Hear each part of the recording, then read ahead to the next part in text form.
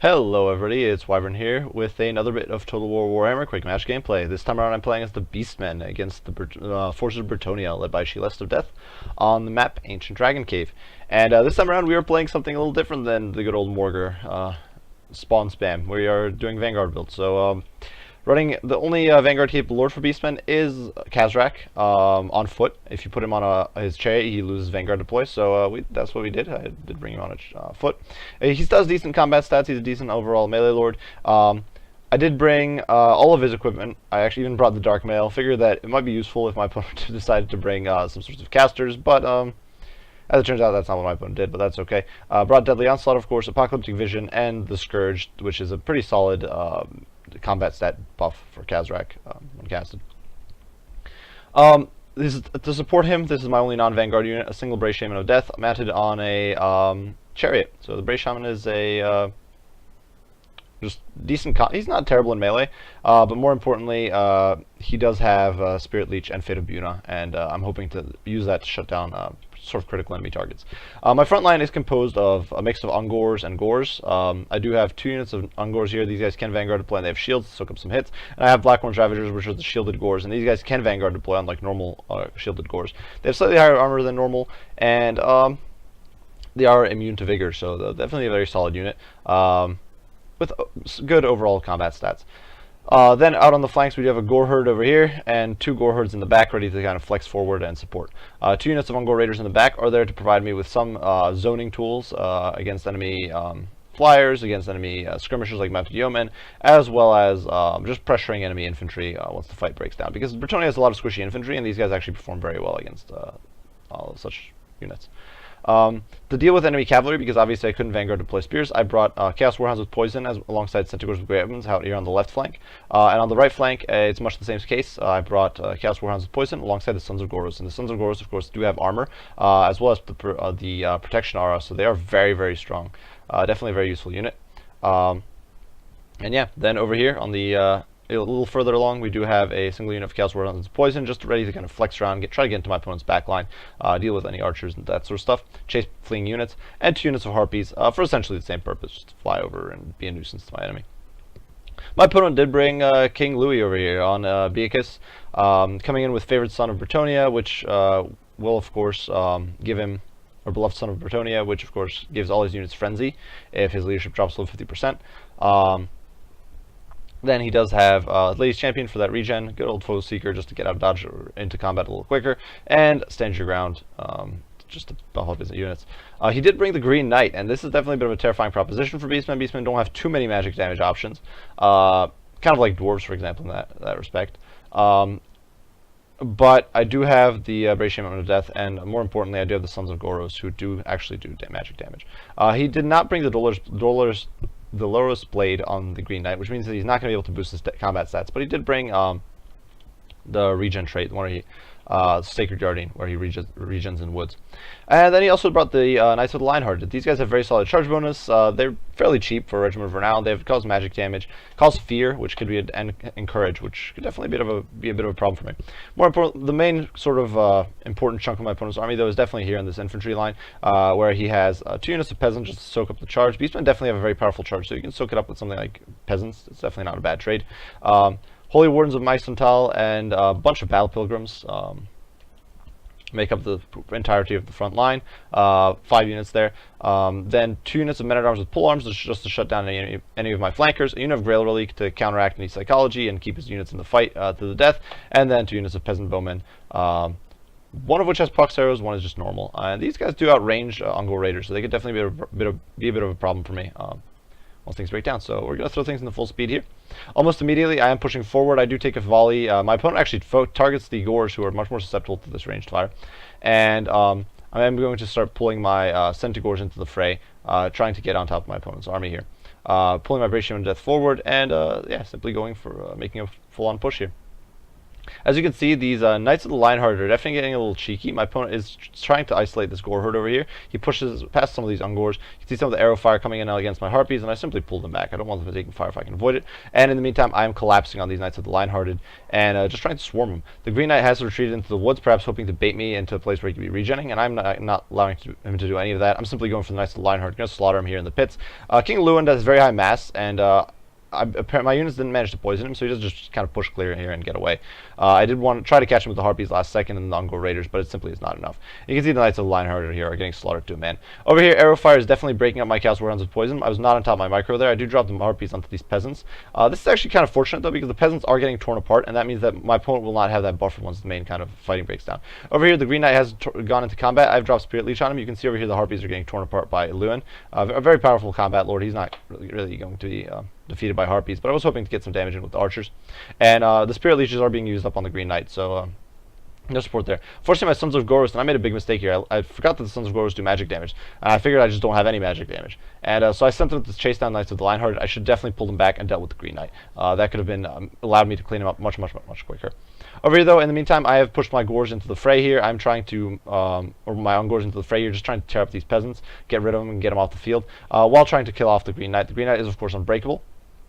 And so I'm simply, and unfortunately you can see all my units kind of clumped up on one side of him, which is definitely making life rather difficult.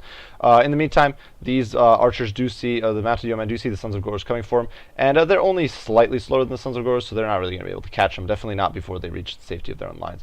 In the meantime, though, the peasants are getting slaughtered, and so my opponent is finally committing his battle pilgrims. It looks like he was very much committed to microing this sort of fight over here.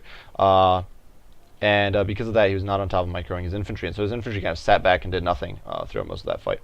In the meantime, my Chaos Warhounds with poison are trying to get into my loop around into my opponent's backline, though I do lose track of him a bit. My Ungor Raiders are focusing on my opponent's infantry rather than his archers because I can't really match him range-wise.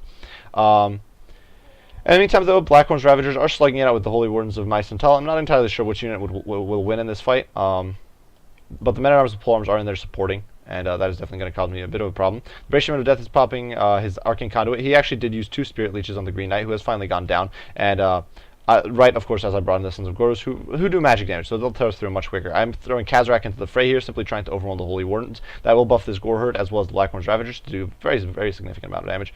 And finally, I do get on top of all these mobile units that I had not really been using up until this point. Over here, you can see Louis does dive in on the Brave Shaman of Death, and he's definitely messing him up. I do pop a Spirit Leech, trying to just slow him down and stop him. My opponent, though, definitely got a beautiful flank here with the Battle Pilgrims. I barely shorted up with my own Gors and Ungors, but the Ungors are really terrible against Battle Pilgrims, and actually even the Gors won't trade that well with them. However, King Louis has definitely botched this, and and despite casting Stand Your Ground and Foe Seeker and all those things, he's gotten penned in by the Chaos Warhounds with poison, by the Sons of Goros, and he's just getting swarmed all over. And he is definitely far from home, and he's definitely taking a massive beating. In the meantime, though, these Battle Pilgrims have kind of outflanked me, and they're going for my backline. Over here somewhere, Khazrak is still slugging it out in the pits, tearing through the Holy Wardens of Mycental, and finally I've noticed that my Chaos Warhounds with poison are sitting around doing nothing, and I get him on top of these Peasant Bowmen. And that is going to be a huge important thing for me because the Peasant Bowmen have been doing massive amounts of damage, and I should have definitely shut them down much sooner. Over here, though, Louis is still trying to flee. I dropped another Spirit Leech on him. I actually have not used a single Fate of Buna this game, and I actually won't because there simply aren't any high priority targets amongst left that need to be hit by that. I do shove the Brave Shaman of Death into the Battle Pilgrims and just try to slow them down so that my Ungor Raiders can reposition. They are quicker. That's one of the nice things definitely about Beastmen, is that their infantry is very quick, as long as their leadership does not completely fall apart. And even if it does, they're a little quicker than average infantry because of the Primal Fury. Primal Fury. Over here, I'm still trying to pursue Louis, but Louis has pulled me into this Peasant Mob, and the Peasant Mob is body blocking my troops from pursuing. Over here, the Chaos Warhounds with poison are definitely messing up the Peasant Bowmen, but they will be routed off, I do believe. I do believe that part of this is actually because of Lewin. Lewin is causing, I do believe, fear just by being nearby. In the meantime, though, arrow fire is definitely pouring in, and one of the important things is that units that don't have shields will actually get torn apart pretty badly by Ungor Raiders. Ungor Raiders, although they don't dish out a lot of hurt per shot, there's a lot of them. There's 90 models when maxed out, and even right now there's 64 of them, so they're definitely pouring on the hurt.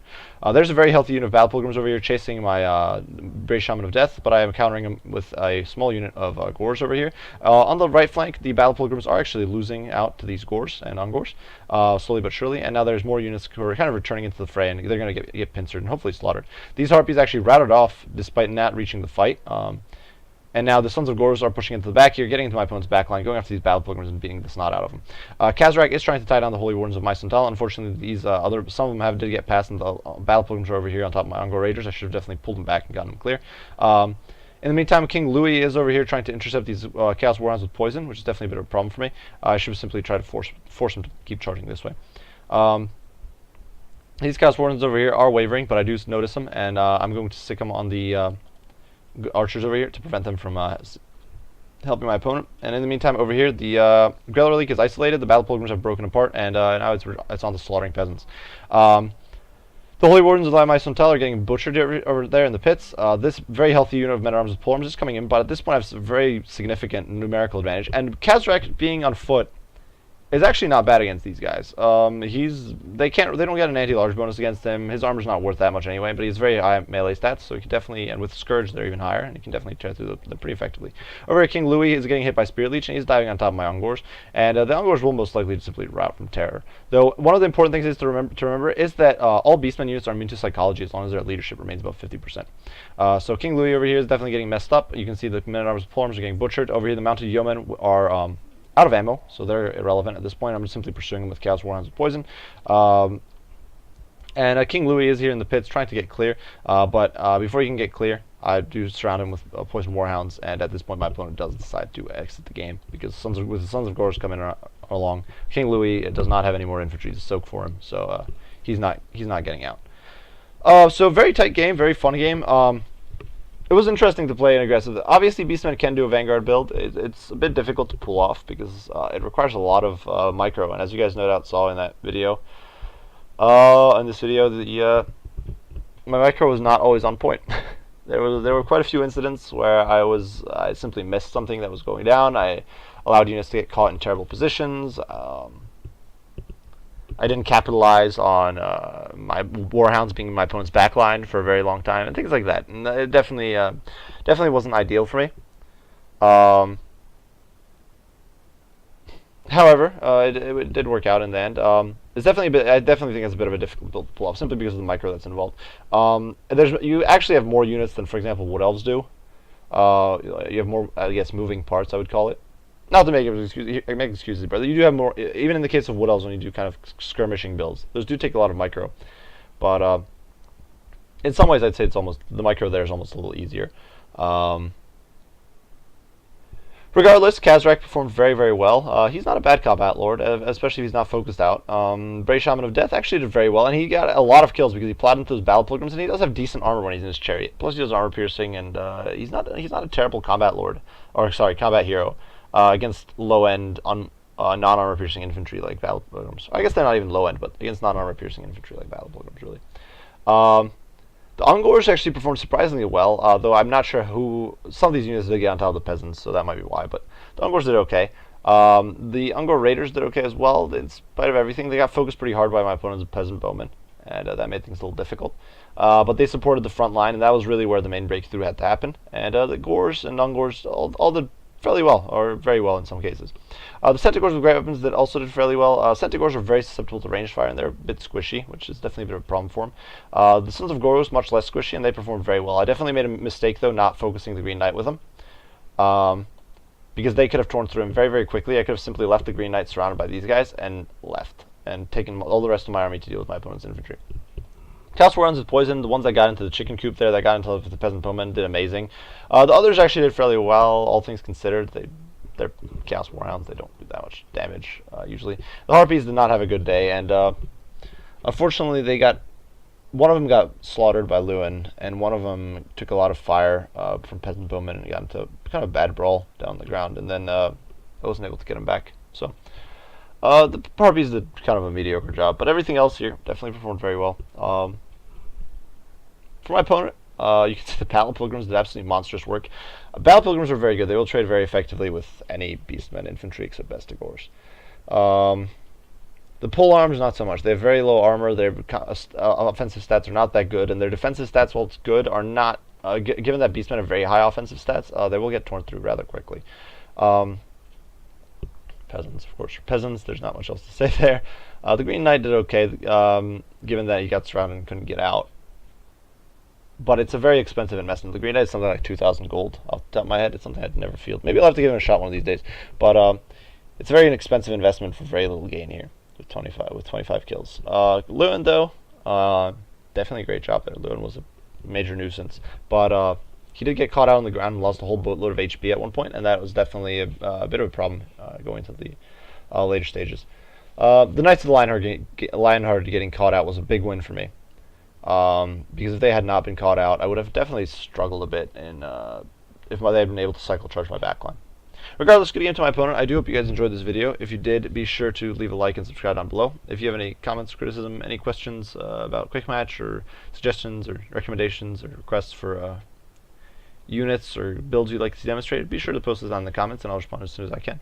As usual, I appreciate you all for watching, and I'll see you all in the next one. Wyvern out.